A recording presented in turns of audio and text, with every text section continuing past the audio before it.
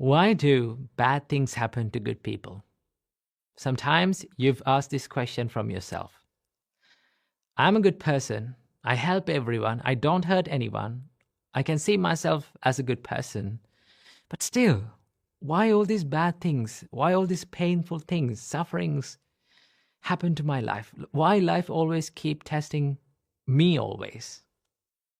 Well, these questions we've asked most of the times in our life, right? Do you know how Buddha saw this?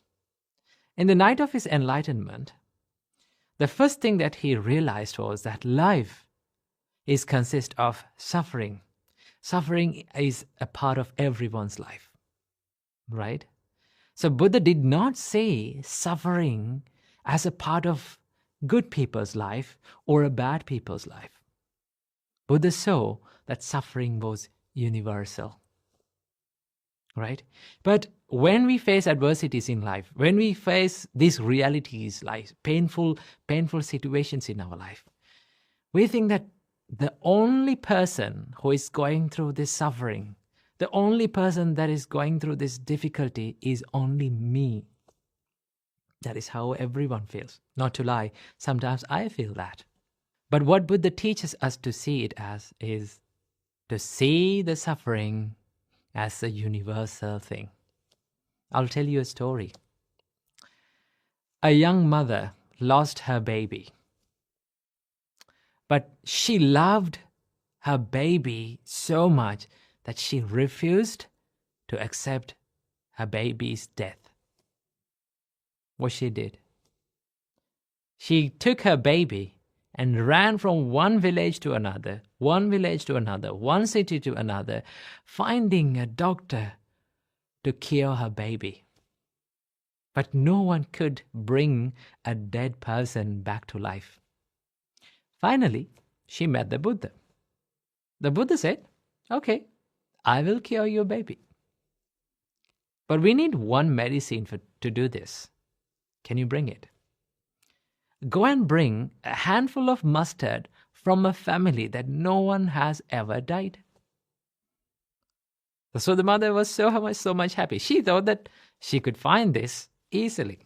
So she ran to the village and went to the first house that she found and asked, "Do you have a handful of mustard that I can get?" Then when the householder was about to give the handful of mustard, she said, "Has anyone died in your family?" Then they said, "Oh, my uncle died last year." Then she said, "I don't want your mustard." She went to the next house and she got the same answer. Someone had died. She went to the other one. She went from one house to another and she went through the whole village. The only word that she heard was, "Someone died." Death.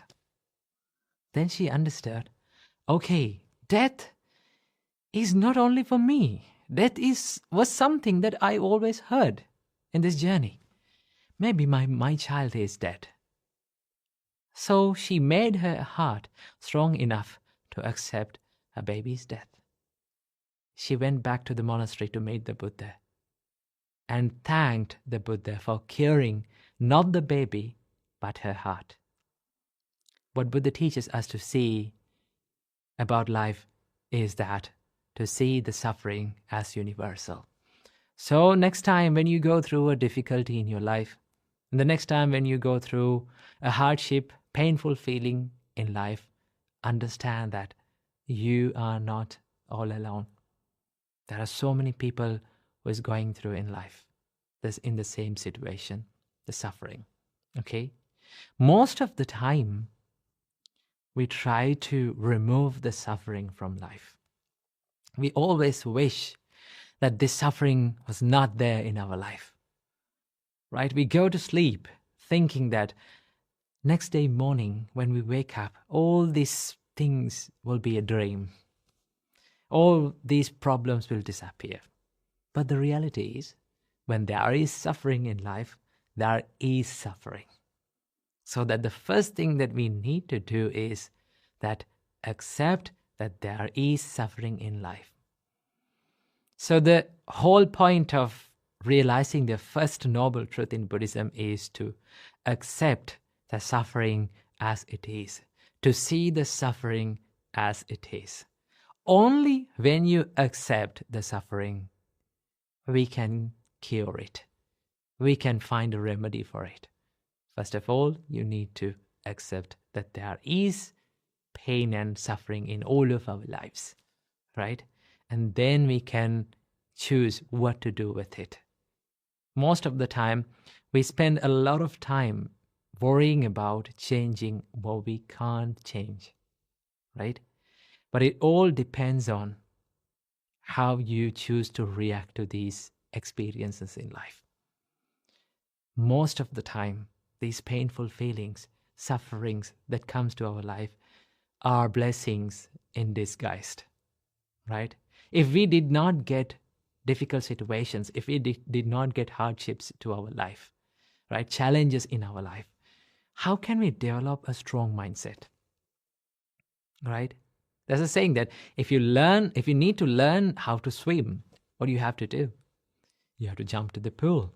Somehow, you have to experience how drowning feels like. Only then you can realize that what should I do to learn how to swim, right? In the same way, there is no use of trying to avoid wishing and praying that suffering was not there in life, right? There's no point of wishing and praying that, please don't give me suffering.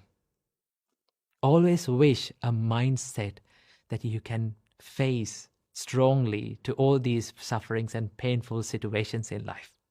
Whenever you get a strong mind to face any kind of challenge in your life, then you can be happy and in peace, because you're ready for anything in your life, right? So always wish a strong mindset that you can face any challenge, any difficult situation in life. So remember that not only bad things happen to good people, good things also happen to good people. And also, sometimes you may think, why all those good things happen to bad people, right? It is not always the case. Good things happen to bad people, and also bad thing happens to good people. That is the law of this world. So we all need to develop the mindset to see the suffering as a common truth to everyone, not a personal thing. So I wish you all, may all of you be able to develop a strong mindset to face any challenge in all of your life. Namo Buddhaya. Imagine you're having a rough day and you're scrolling through social media. And you see these nice pictures, people are celebrating their life, having the best days in their life, celebrating and becoming happy. When you see these pictures, what do you feel inside? Sometimes we feel even more stressed and we feel like there's no value in our life. One of the biggest enemies of our happiness is comparing our life with others' lives. There is some sort of jealousy and envy that builds up in our life, in our mind. That is why becoming envious and jealousy and comparing our lives to others is one of the biggest enemies of our happiness. To overcome this, the Buddha introduced a special practice, and that is called mudita. Mudita means appreciative joyfulness. Always remember, when we compare our lives to others, and when you build up that jealousy and envy within yourself, it is not going to help in your success, in your life, right? Sometimes, like we stop in a certain place, okay? We hold on to one emotion and we stay in that envy and jealousy and thinking about other people's lives without making our life successful, without focusing on our life. So the Buddha said, when you see these successful people in the society, when people around you living the best days in their life and your life is not having such experience, always look up to them and think and wish the happiness of them. Okay? That is called appreciative joyfulness. Wish the happiness of beings around you, even though you are going through a tough time. When we see successful people, we should not be jealous at them. It is not going to help us. What we have to do, we have to wish the success on them. When you see someone is having the best days in their life, think of him and say, oh, may he be happy even more. May he have a prosperous and a happy life forever. If you do that, you're not going to give the space for that envy and unhappiness and that negativity in your mind. The more you practice this positive mindset, the more you practice this appreciative joyfulness, you can be happy about yourself, even on the hard days, even though your life is in a tough place. So that is why whenever we see successful people, people having a happy life, we have to wish the happiness of them. That is called mudita. So when we practice this simple Buddhist practice of mudita or appreciative joyfulness, we can be happy about our life and also we can be peaceful within. Namo Buddhaya. Why most of the students feel sleepy while they are studying? Now, this has been a huge problem for all the students who are studying, including myself. I still can remember when I was at school, I used to fall asleep right after I get a book to my hand. Do you have the same experience? I think yes. Well, today in this video, I'm going to be sharing with you 7 tips you can practice to stay away from sleepiness while studying. So the same thing happened to a monk who lived in the Buddhist time. He was struggling with meditation, especially he was struggling with the sleepiness during meditation. So the Buddha gave him these 7 advices and 7 tips to practice to stay away from the sleepiness during the meditation. But these tips can be applied to our studies as well. So without any further ado, let's dive into these tips. Tip number 1, change the perception. Sometimes the reason for our sleepiness is not where we study or when we study, but what we study, right? Sometimes the meditation that we are doing, maybe the subject that we are studying is not vibing along with our mind. At that time, we feel boring and less interested. Once you feel boring, what is the normal reaction from your body? You feel sleepy, right? You feel that drowsiness within you. That is why the Buddha says, change the perception. Once you feel sleepy while studying or meditating, just change the perception. Change what you study for a little while. Let's say you're studying a subject and you feel boring, okay? You feel less interested. So what do you have to do? Change it to something that you feel interesting. Maybe a subject that you feel fun in studying. Maybe you enjoy that subject. Maybe it is your favorite subject. Maybe it is your favorite meditation, okay? Once you do that, what happens to you is you're doing something that is enjoyable and enthusiastic. You feel that enthusiasm within you. Then your body and your mind becomes active. Okay, once your body and mind becomes active, what will happen? Your mind will open to new things. Okay, so when you spend a little while in that enthusiastic activity, maybe studying, maybe meditating, okay, then you can come back to the same thing that you studied earlier and keep on studying, because at that time we gave our mind a little jump start to be active. Tip number 2, memorize it.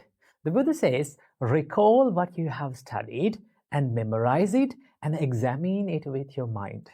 When you examine something with your mind, when you recall something from your mind and you wisely reflect on it, what happens?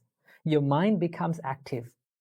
Okay, because you need that focus and you need that activeness in your mind to memorize it. Once you memorize it, what will happen? You stay away from that inactiveness or inactive state of your mind. Then it will help you to stay away from the sleepiness. So what you have to do, whenever you feel sleepy or drowsy, just memorize one thing that you have learned or recall something that you have learned. That is one thing that we can do. Tip number 3, reciting.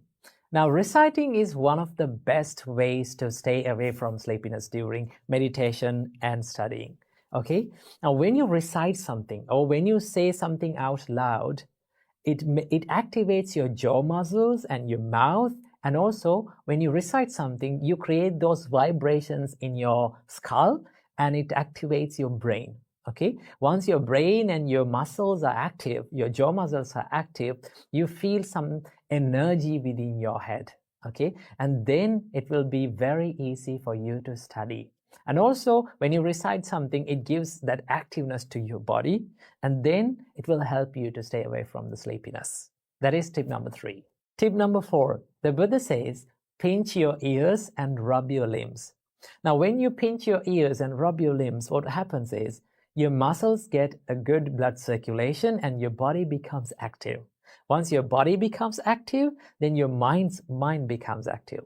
Then you will be less sleepy and you can stay away from sleepiness by doing this. So this is something that very simple that you can do to stay away from sleepiness. Tip number 5, the Buddha says, get up from your seat and wash your eyes with cold water and look at the night sky. Especially if you're studying at night, maybe you're meditating at night, right? If you feel sleepy, you can go outside and look at that night sky. Enjoy the nature, enjoy that breeze.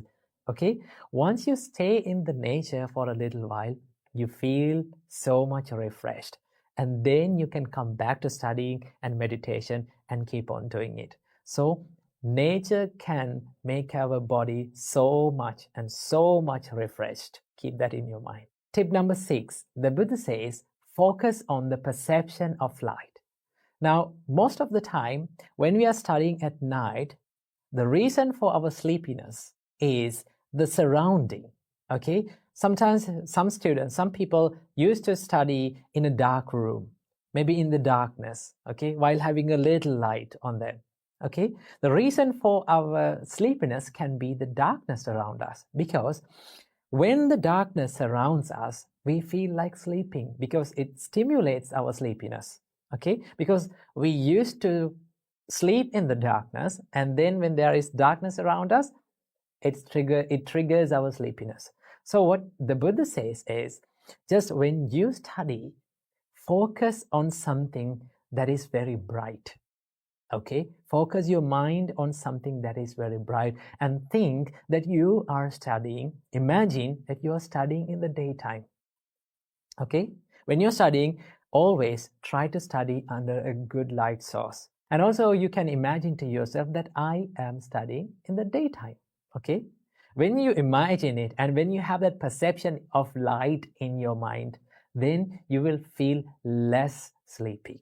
Okay, so that is one thing that we can do to focus on the perception of light. And we have come to the final and the 7th tip, and that is, the Buddha says, do walking meditation.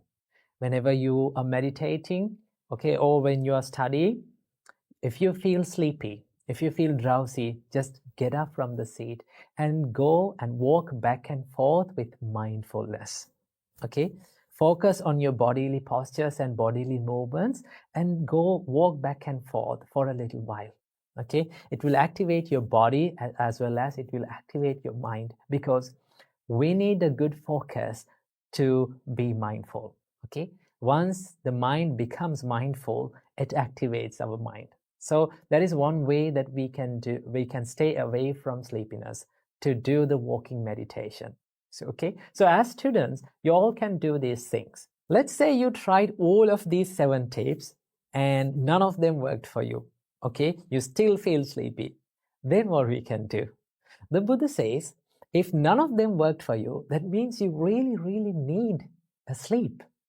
Okay, so that is why the Buddha says, then you can go to bed mindfully. Okay, being mindful about the posture that you are going to sleep, and you have to remember to yourself that right at this time, okay, maybe after 1 hour, I'm going to wake up. Okay, when you do that, when you remember to yourself that the wake up time, then it is very easy for you to wake up. And also remember, most of the time, the students enjoy sleeping, okay, more than studying. Okay, it is all about our priorities. When we give the priority to study, we can easily study. When we give the priority in our mind to sleep more than studying, then you feel more and more sleepy. So that is why it is all about what you give priority to. Okay, so remember, so if none of those 7 tips worked for you, just have some rest and then go back to studies or meditating. So these are the things that we can apply to our daily life to stay away from sleepiness during studying and also during meditating. So apply these things and see what works for you. Namo Buddhaya. Namo Buddhaya. Welcome everyone to another video. Today, let's talk about how can we apply the meditation to a busy life. Now, I know most of you have a very, very busy life and you have a tight schedule, okay? Now, but in the same time, you want to meditate. So that's where you find the problem, right? You have a busy life and you're worried about it. You have a distracted mind, and we all get distracted when we have a busy life, but we all need to meditate. But there's a problem. What is that? How can we apply the meditation to this busy schedule? Right? It is very difficult. So many people complain to us that I cannot meditate because I'm very, very busy. I have a lot of things to be done. I have a lot of responsibilities. How can I deal with it? Well, this depends on how you look at the meditation, right? Now, when we imagine the word meditation, what is the picture that we imagine? We imagine a person sitting in a quiet and a comfortable place, and he's closing his eyes with his legs crossed, right? And he's doing meditation, okay? But meditation is not only that sitting meditation. It is also a part of meditation, but it is not the meditation, okay? Meditation is more easy and more practical than you think. So today I'm going to introduce you to a little practice that you can practice in your busy schedule while you're having a lot of responsibilities and while you're being busy, and you can do this meditation. This is all about mindfulness. Now, should we sit in a quiet place to be mindful? No, okay? To be mindful, you can be in a whatever posture, do whatever you want to do, and you can still be mindful. That is the beauty of this practice, the mindful practice, okay? Now, let's say you're having a busy schedule and you don't have the time to sit and meditate. So, what we have to do is we can choose something that we do daily, right? Let's say almost every one of you have 2 meals per day, at least 2 meals per day, okay? Let's take breakfast. Let's say you're having your breakfast, okay? Normally, in an average day, what do you do when you're having breakfast? Sometimes you read a newspaper. Sometimes you watch TV. Sometimes you scroll through social media. Sometimes you use the mobile. Sometimes you call to some friends, okay? Instead of doing all those things, okay, instead of distracting yourself while eating, while having your breakfast, why can't you be mindful about having the breakfast, about the action of eating? Okay, so that is the beauty of mindfulness. Mindfulness can be applied to every action in our daily life. No matter where we do it, no matter what we do it, no matter when we do it, we can apply mindfulness to our daily life. So let's say you're having a breakfast, okay? Just set aside all the distractions, your TV, maybe your mobile phone, your newspaper. You just focus on the taste. Okay, if you're eating from your hand or if you're eating from your spoon or a fork, doesn't matter. You just feel the taste. When you place the food inside your mouth, you start to feel this taste. What we can do is just bring our mind to that sensation, to what we feel. Okay, and do this from one by one. Okay, one step at a time. Let's say you took one bite at a time, and you become mindful about it. You feel the taste, okay? Because most of the time, when we are eating, we are not aware of this taste. right? Our mind runs here and there, runs and catch into one and other thoughts, and it becomes distracted.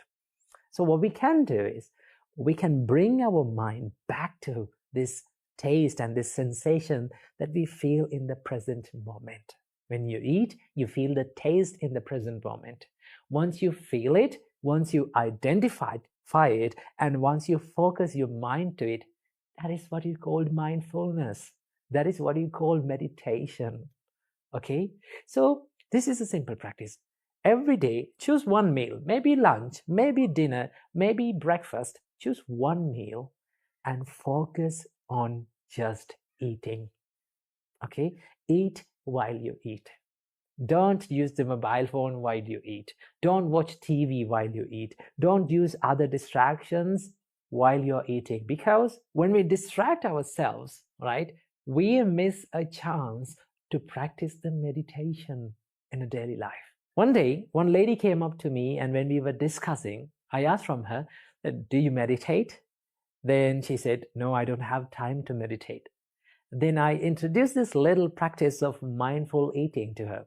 Then you cannot complain that you don't have time to meditate. Remember, meditation is everywhere. You can do it whenever you want, wherever you want.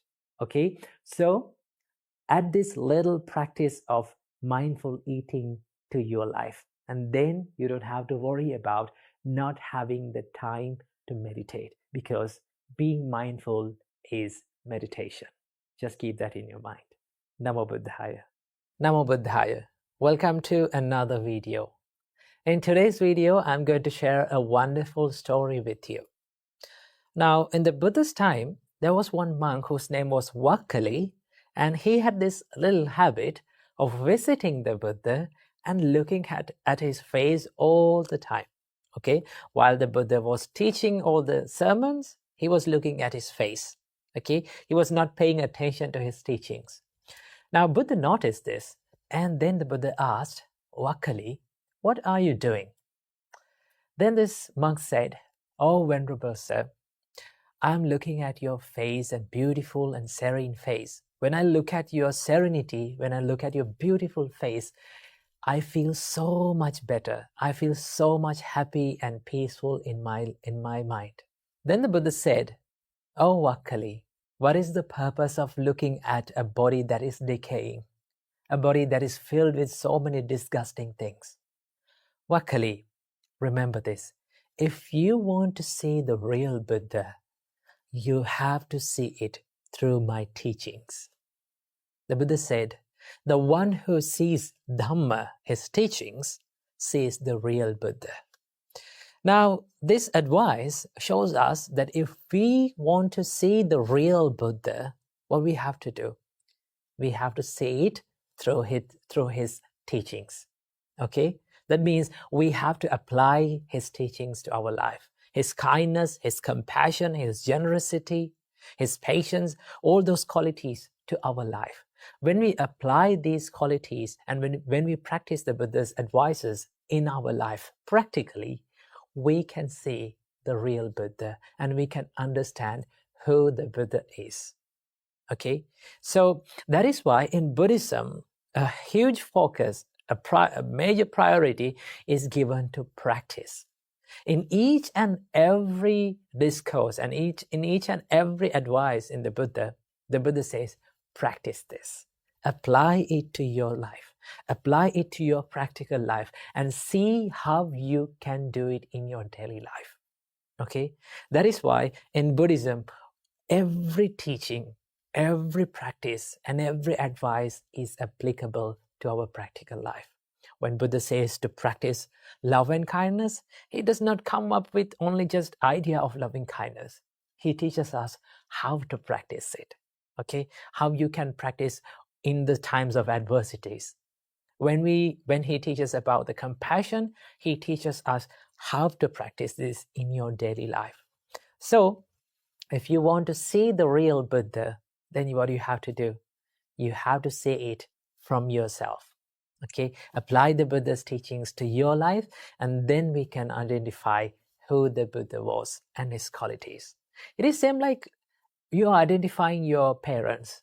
Okay, now if you see a picture of your parent, maybe like your mother or father, if you see your father or mother's picture, then you identify, this is my mother and this is my father, not only through the picture, but also through his qualities, okay, through their qualities, through the help and the care that they have given to our life. So in the same way, we have to identify the Buddha and we have to see the Buddha through his teachings, through practicing those teachings in our practical life. So here's the answer for this question. If you want to see the real Buddha, you got to practice the Buddha's teachings. So keep that in your mind. Namo Buddhaya. Namo Buddhaya. Welcome to another video. Do you know how amazing your mind can serve for you if you know how to control and master your thoughts? And that is why they say that mind is the best servant if you know how to master your thoughts, right? But if you let your mind to become your master, you will end up nothing but as a slave of it. So how can we control our mind? How can we deal with these negative thoughts? Now, so many people think that they can remove a negative thought and plant a positive thought inside it. But in reality, you will never be able to remove a thought from your mind by force, right? Go ahead and do it, right?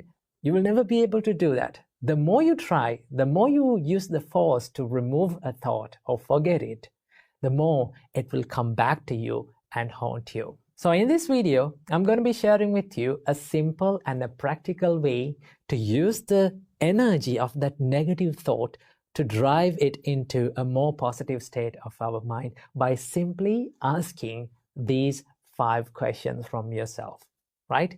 These questions will help you to come into this present moment, and it will encourage you to cultivate more wholesome qualities and wholesome thoughts inside your mind, okay? But before starting, I have to remember none of these practices and none of these things are easy.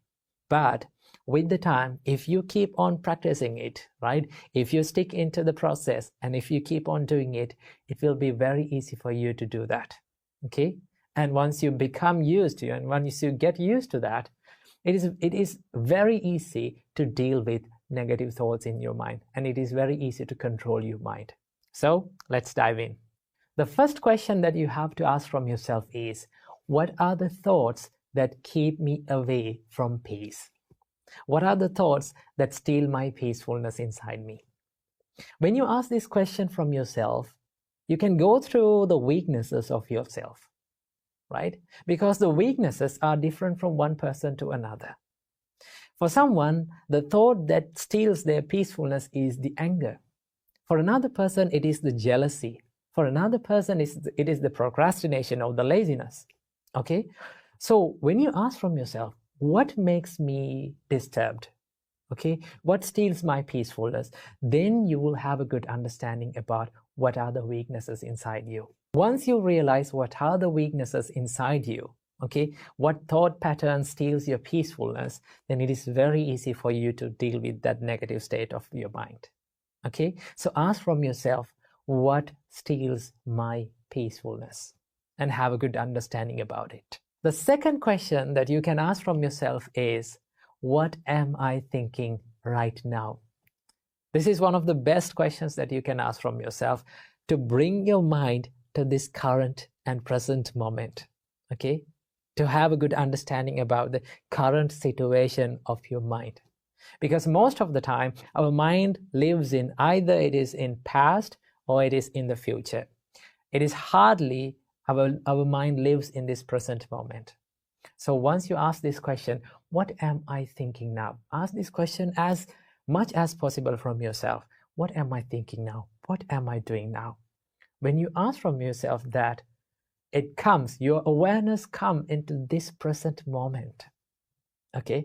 Because most of the time, our awareness travels from one arena to another. Maybe it is in the past, maybe it is in the future. It hardly comes to this present moment. Once you come into this present moment, it is very easy for you to solve the problem because you know what is going inside. Okay, when you ask from yourself that question, you can come up with so many answers. Okay, ask it from yourself and you will come up with these answers like, my mind is in anger now, right? I'm at stress now, I'm in a problem, I'm thinking about something, I'm worrying about something.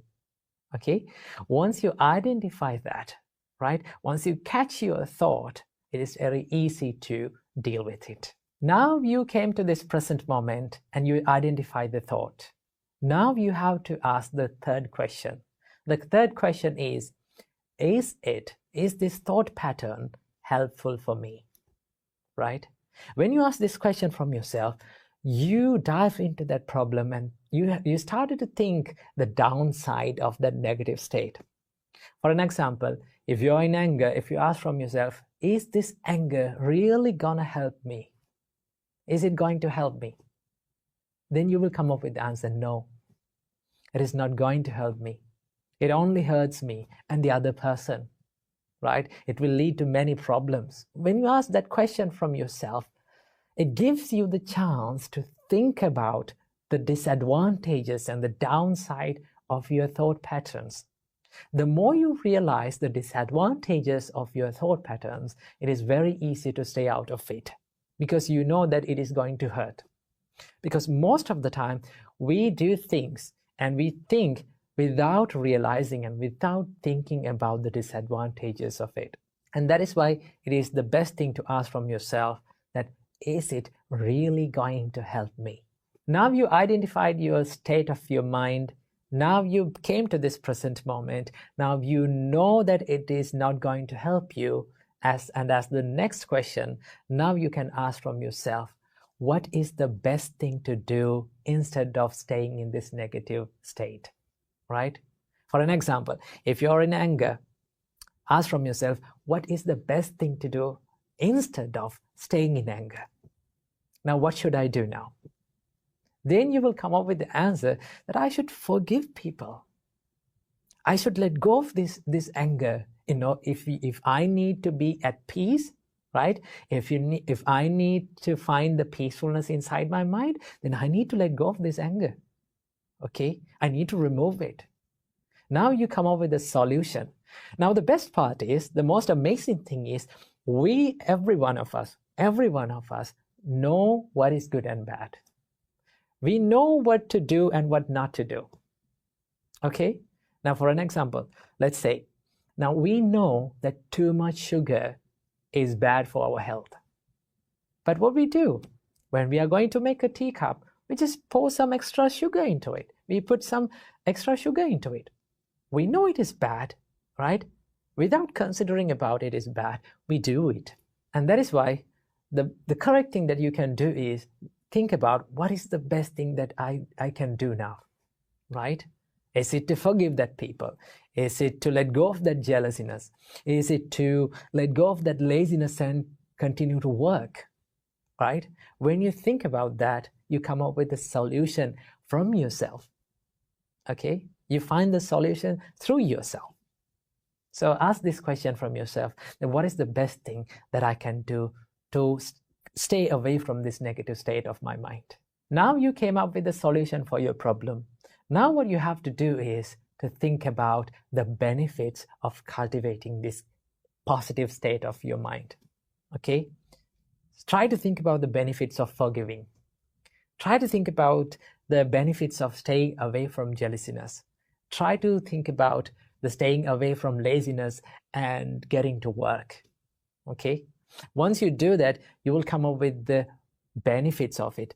You will find the reward of it. The more you see the benefits of something, the more you will tend to be in that state.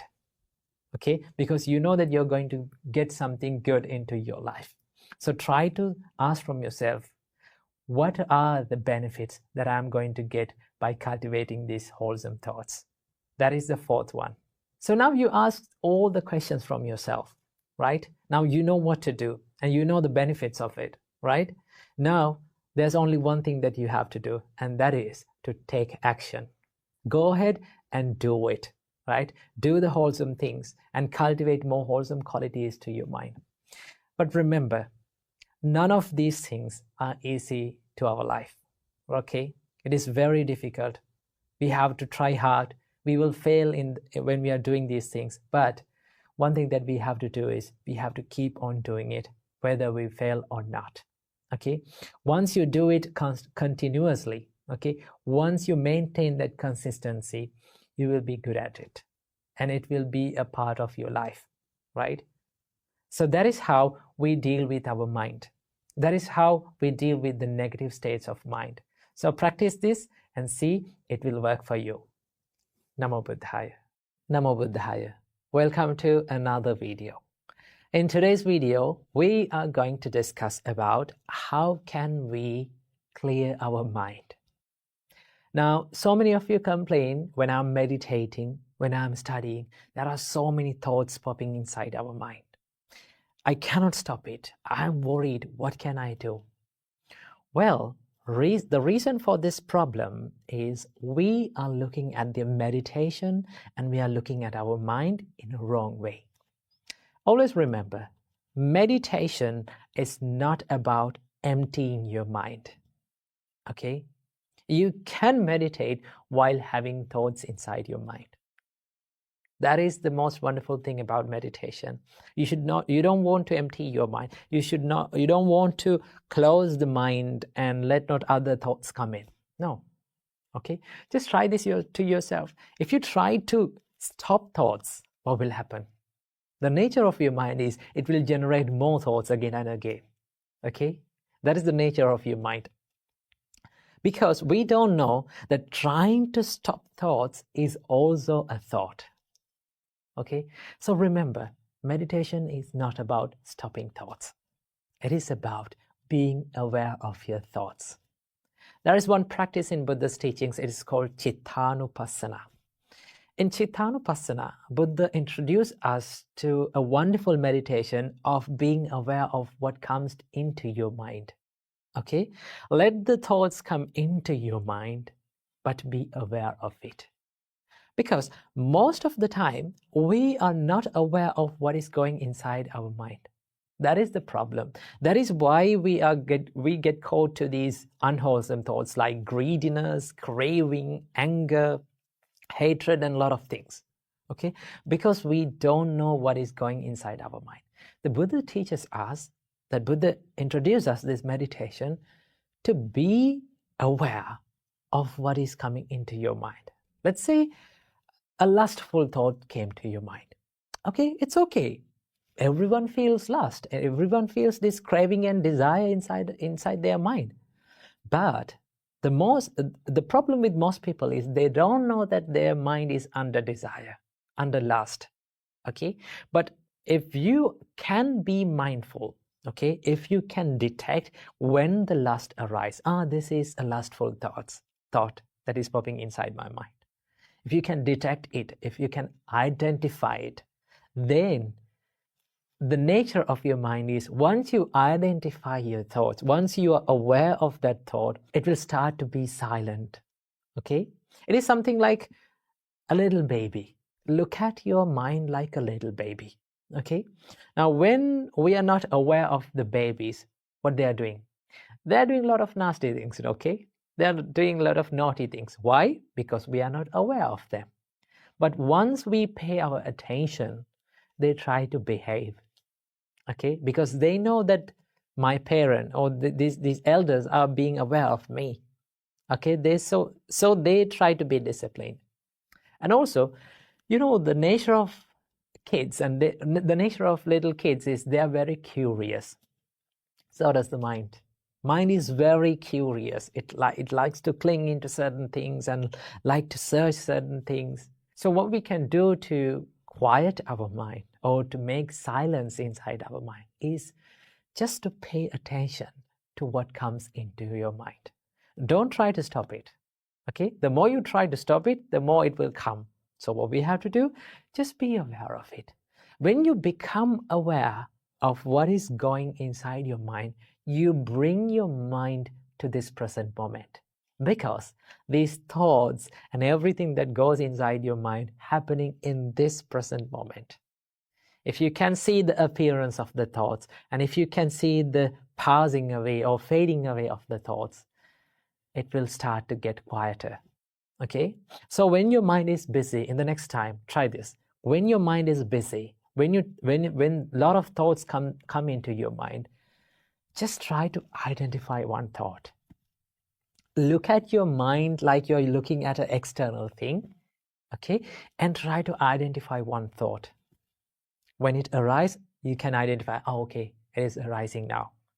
When it fades away, okay, you're knowing and you are understanding that this thought is fading away. Once you do that, it is very amazing that your mind gets silent and quieter even more. So this is how we can clear and quiet our mind when we do meditations or when we are doing certain things in our life. So keep this advice in your life and practice it. Namo Buddhaya. Namo Buddhaya. Welcome to another video. First of all, I need to ask a question from you. What matters the most in life? The little things that we do or the big things that we do? Or little changes that happens in our life or the big changes that happen in our life? What matters the most?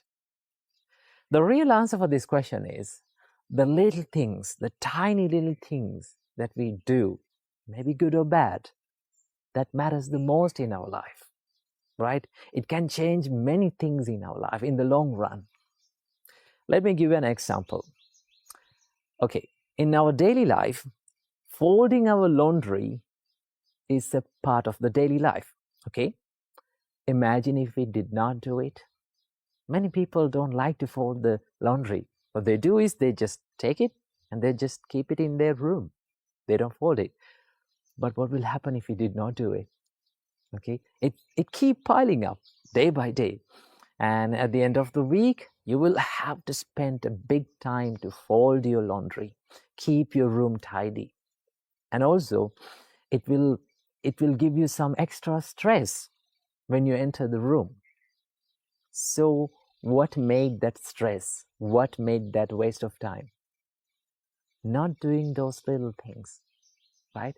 But if we take a 5 minute for the day to fold our laundry and keep them nicely, it takes only a few minutes to do that. If we do that, what will happen? It will help us to keep our room tidy and to stay a little bit out of stress, okay? So that is why it is very important to focus on these little good things. The Buddha said, Mavamanyeta punyasa namantang agamisati. Do not neglect the little merits that you collect, thinking that, oh, this won't give me any consequences or any results, okay? Udabindu nipatena udakumbhopi purati. Even the drop by drop collected in a pot, one day that pot will overflow with water. Same as that, the little good things that we collect in our daily life, okay? You collect many good things in daily life, right? Maybe like giving some foods to a pet, maybe like giving some foods to a family member, maybe like being kind to a person. That's a little good thing. That's a tiny thing that we don't focus on. But when those things collect daily, one day our life will overflow with good deeds, good karma. Okay, so that is why it is very important to focus on little good things. Same as the bad things. Okay, there are many bad habits, very little ones, tiny ones. We don't focus on them. Especially getting angry. We think, oh, getting angry and becoming angry is a normal thing, normal part of life. But if we keep on getting angry day by day, it will make a habit. Okay, we will be a more angry person. So that is why focus on those little good things and the little bad things, because they can make a big change in your long run. So focus on the little good things, do them correctly, do them nicely, and make your life a happy one. Namo Buddhaya. This is what happens to you when you study with an angry mind. Now consider your mind as this jug of water. Now, when you're angry, what happens to you is your mind starts boiling up. Now, when your mind is boiling up, it is unclear, like this boiling jug of water. Now, the Buddha said, you will not be able to memorize anything when you study with an unclear, turbulent, and angry mind. So what we can do is we can simply switch it off and let this water cools down. Same goes with our mind. What we can do is simply we can cut off the things that made us angry.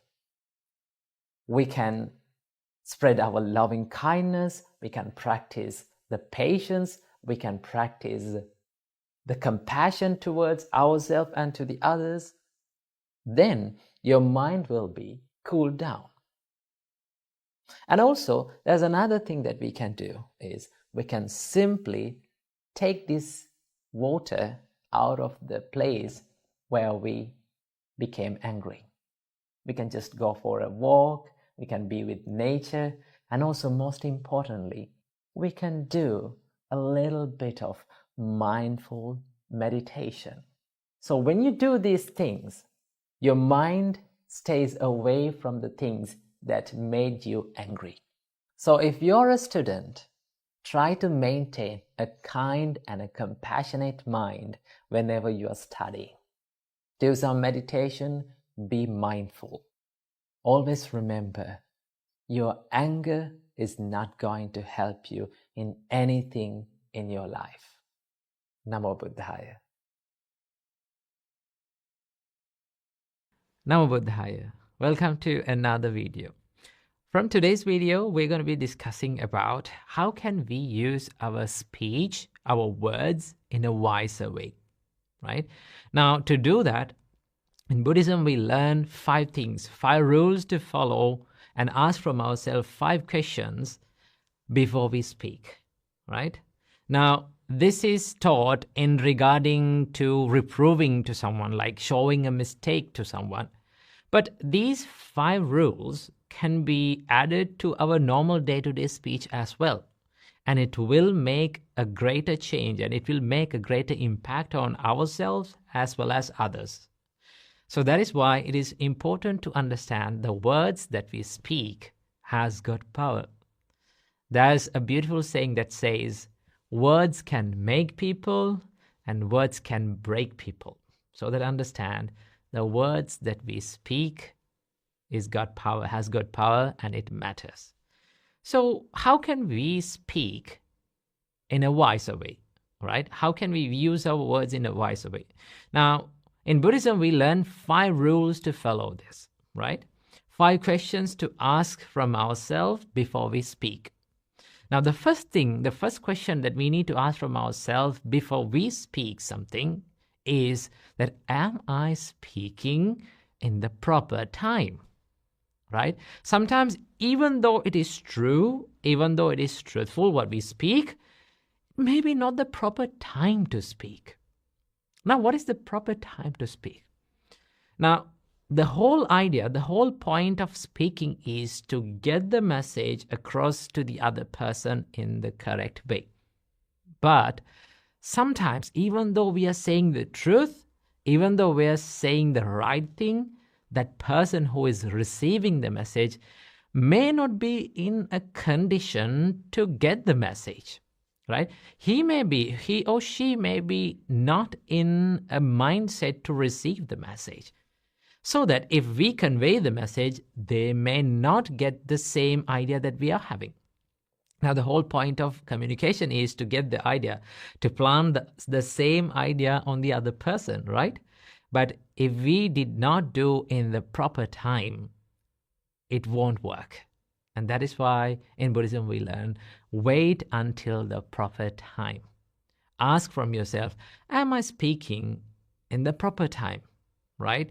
Now, for an example, if you need to show a mistake in someone, if you need to correct a mistake in someone, now you need to communicate. That is where you need the communication in, Like, it is very important at that time, right? The right communication. But if you say that mistake, if you show that mistake when that person is angry, right? When that person's mind is filled with anger, what happens? They may not get the idea. They may not see the mistake that we are showing. Okay? So what we do, we wait until the anger cools down and open his ears and mind. Now, when our mind is in anger, we are not ready to listen to anyone, right? We're not ready to think about what is wrong or what is right. What is right? That is why the Buddha says, "Khuddho attang na jananti." When your mind is in anger, you don't know what is good and bad, right? So that we need to understand. If we need to get a message across to that person, we need to wait for the proper time until their mind is open, until their ears are open, until they are ready to listen and understand that message. So that waiting until the proper time is very important when we communicate. That is the first question that we need to ask from ourselves. Am I speaking in the right time? The second thing that we need to follow is we need to ask from ourselves, am I speaking truthfully? Right? The Buddha says you need to follow the truthful speech. You need to say the truth. But even though the truth, you need to put it in the right time, in the right place, right? The Buddha says, even I, right? Even the Buddha, even though it is the truth, he waits until the right time to say it. Sometimes it is not the correct time to say the truth, so that we need to wait until that. Now, this doesn't say that we need to tell lies to cover up that, right? This says that you need to be patient and not panicked until you need to use the proper word. So the Buddha says that speaking truthfully is very important. Why? Because when you speak the truth, sometimes you may lose certain things, but when you speak the truth, you gain one very important thing, and that is the truth. That is the trust.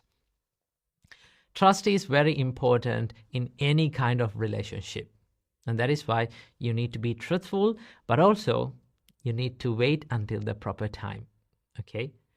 So that is the second thing that you need to ask. Am I speaking truthfully? And also we learn in Buddhism that speak gently, not harshly. So that you need to ask from yourself, am I speaking harshly? Am I speaking gently? Sometimes what you say is true, right? When you say is the correct time, right? You say it in the correct time. What you say is the truth, but the tone matters, right? The words that we use to convey the message matters. I have seen a lot of people showing others' mistakes with rude and harsh words, sometimes putting them down, like putting their mentality down and hurting their mentality and showing the truth, they're showing a mistake, but they don't get that message. Why? Because they have hurt their mentality. Sometimes when you use such kind of words, their emotions get hurt, so that they're not ready to listen to it. Now, why we convey the message, why we communicate, is we understand that this is the right thing, this is the correct thing, but I need to make him right. I need to make him correct. I don't need to see that mistake again in his life. I need the good of that person. Now, if you truly love that person, you have to use your words in a proper way so that he or she get the fullest message that you are conveying. And that is why we learn in Buddhism that gentle words can change people's mindsets. But rude and harsh words make nothing but people more stubborn in their own ideas. So that understand, gentle words are the best way to change other people's mindsets. There are a lot of examples even in Buddhism that we learn that the Buddha, how Bodhisattva used the gentle words to change people, right? So that understand, speaking gently is very important. Now, what makes a gentle man and a gentle woman is not how you wear, right? It's the words that you speak. It's the way that you behave. It's how gentle you treat other people. That is what makes you a gentleman and a gentlewoman. So understand that speaking gently is really, really important. So ask from yourself, am I speaking gently? And also we learn in Buddhism that your speech must be beneficial for the other person, not harmful.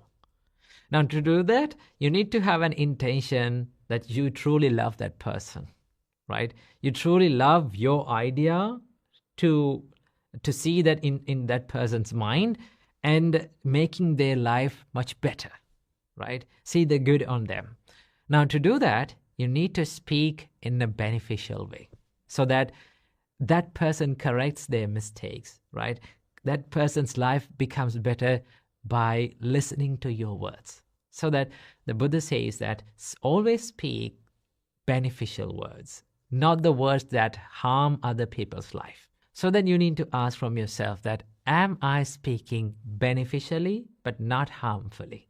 So that understand, you need to speak to the people to see the good on them. And the final question that we need to ask from ourselves is that, am I speaking lovingly, out of love and compassion, not with inner hate?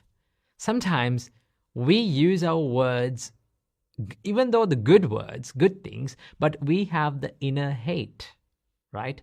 When we have the inner hate, that is the intention behind our words. And that intention can create negative situations in our life and also the other people's lives. And that is why in Buddhist way of right speech, we refrain from all the negative speeches like rude words, harsh words, right? Or some mean words that has the negative intentions behind, right? So the intention behind your speech is really, really important. So that understand, ask from yourself that, am I speaking to this person out of love and compassion, not with inner hate, right? So the Buddha says that speak with love and compassion. Okay. Sometimes some people complain, okay, if we speak with love and compassion, they are not ready to understand it. And we believe that speaking with like kind words and compassionate and gentle words will make other people not to understand what we say. Sometimes they say, okay, to make someone understand, we need to use rude and harsh words. But that is not always correct, right? The reason why we believe that using those rude and harsh words is the only way to get the message to that person is because when we were children, we were treated with rude and harsh words, right? We were disciplined in the rude and hard ways, so that we believe that this is the only way to do that, but it is not, right? If you start to use in the correct way your speech, it is pretty sure that you get the message correctly to that person, and also they understand it and they make their mistakes correct. So that understand, these are the 5 things that we need to follow. These are the five questions that we need to ask from ourselves to get the message correctly, to communicate in a correct way, and also to make our speech wiser. So follow these 5 things in your speech and make your life even more better. Namo Buddhaya.